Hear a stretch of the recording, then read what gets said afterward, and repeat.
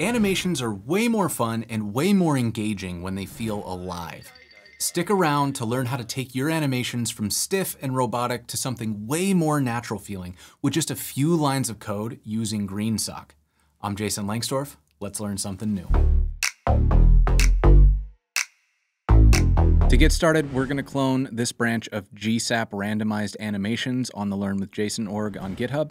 Inside the repo, there are 3 files that we're going to be dealing with for this tutorial. We have index.html, we have style.css, and we have main.ts.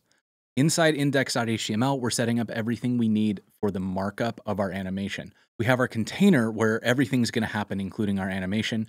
Inside, there is a heading, a button that we'll click to trigger animations, and an image that is just there for decoration. It's a stack of donuts. Then we skip over this footer because that's just for informational purposes. We have a template, and the template contains the image that we're going to be animating. And templates themselves are a way for us to put some markup onto a page without having to hide it or otherwise deal with the markup being there. Templates are basically a way for us to say, I'm going to use this later, but don't show it now. I won't talk much about the style. I'll instead just show what it looks like. And we are going to be adding all of our animation into this main.ts. So let's go ahead and start this thing up. And right now we have our hero. It shows us a headline and gives us a button to click, which when we click, it does nothing. First up, let's get the basic animation in place. We're going to be using GreenSock, which is also known as GSAP, because it is extremely powerful, it is free, and it's compatible with any framework or no framework, and that gives us a lot of flexibility and transferable knowledge. First, we need to make sure that we have GSAP available so we can run npm install GSAP. With GSAP installed, we can start coding. So we're going to open up main.ts. First thing we want to do is install GSAP. Next, we'll select the heart template, which is that template element that we created here with an ID of heart. We'll grab a reference to our container, which is the div that wraps everything that we're going to do, and that's where we're going to stick our animation.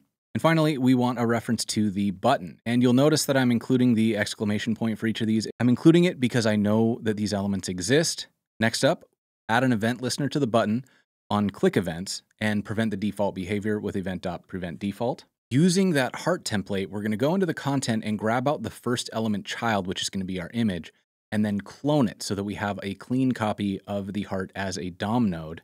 Next, append that heart into the container so that it's there for us to animate. Getting into the GSAP, we want to use the .to to animate our heart from wherever it starts to where we want it to end up. And that takes the DOM node that we're going to animate and then an object full of options. A duration is how long the animation runs for. 2 seconds should feel pretty good in this case.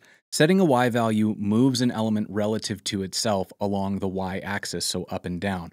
Because Y will be 0 wherever it sets, we need to move it a negative value to get it to go up, which will make our image look like it's floating up from the bottom. Because I know what's coming, I know we're going to reuse this a few times, so I'm going to put it up here as a constant we can use, and then we'll drop it in here as NY. Because each button click is going to add a new heart to the DOM, we want to make sure that once the animation is complete, we remove it from the DOM to avoid someone clicking the button hundreds or thousands of times and eventually grinding their browser to a halt. Once this is set, we can start the app again and take a look at it in the browser, and we can see that whenever we click, we get a heart floating up.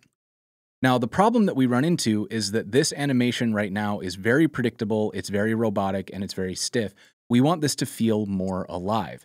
So that's what we're going to do next. Our first bit of randomness is going to be to vary the starting position. So we want a random distance along the width of the container. First, we'll grab the width of the container. We're going to use this a few times, so we'll declare it as a constant outside of the event handler. Next, we're going to introduce our first bit of randomness. We're going to set the width of the heart to be a random value between 40 pixels and 70 pixels wide. And we do this using a GreenSock utility called random. There are a lot of super useful GSAP utilities. It is definitely worth checking those out in their docs. Next, we vary the starting position along the x-axis, which is going to be the bottom of the container, by picking a value between 0 and the width of the container minus the width of the heart. What that means is our heart will always be either against the left or right side of the container or somewhere in between, but never halfway over an edge or off screen. Before we append the heart to the container, we want to set some initial values. So we're going to use the width, which is going to be a random value that we set here. and we'll set that initial X, which is the random value that we set here. Once we've saved that, when we start clicking, we can see our hearts have a slight variation in size, and they start at a random place along the X-axis, which already makes the animation a little more alive, a little more visually interesting, but we can do even better. Now, these are hearts. We want them to drift in a kind of fun and airy way. And to make that happen, we're going to lean on a GSAP plugin called MotionPath. MotionPath is included as part of the GSAP package under GSAP/all, so we can just import it directly. Any plugin you want to use needs to be registered with GSAP. Next, we're going to do a little bit of setup here. So first and foremost, we want our drift to feel kind of cartoonish. So it's going to start by going one direction, and then we want to change direction at some point in the middle to go back the other direction. So we will calculate a random value of either -1 or 1 to give us a random starting direction, so it's not always the same. For the drift, we want it to feel somewhat natural, so we're going to get a value of between 0 and 200 pixels from the initial X that we've calculated so that it only drifts a little bit. And using the direction, we'll be able to calculate if it should go to the left with a negative value or to the right with a positive value. We want the hearts to kind of move and point in the direction that they're drifting, so we're going to use auto rotate. We're setting the value to 90 so that the top of the image is what's following the path instead of the right side, which is the default. Curviness is what makes it not follow a straight line with hard angles, so this will make our drift feel a little more organic. What makes MotionPath actually work is setting a path. And we can pass in an SVG path if we want, or what we're going to do today is pass in an array of coordinates. Our first coordinate uses the getNextX function along with the float direction to figure out where it should drift to, either to the left or the right. And it's going to drift up between about halfway or a quarter of the way up the container before we want to change direction. Our next point reverses that direction by multiplying by -1 and then uses our end y from previously so that we end up at the same point. Once you've saved that, you're going to see nice randomized drifty hearts. They look so floaty and happy and wonderful.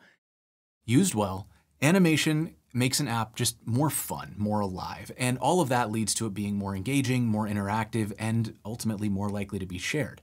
And now that you know how to put a little bit of randomization into your animations, you're going to be able to build your own engaging, interactive, and shareable apps. If you want to learn more about animations, check out the recommended video. We'll see you next time.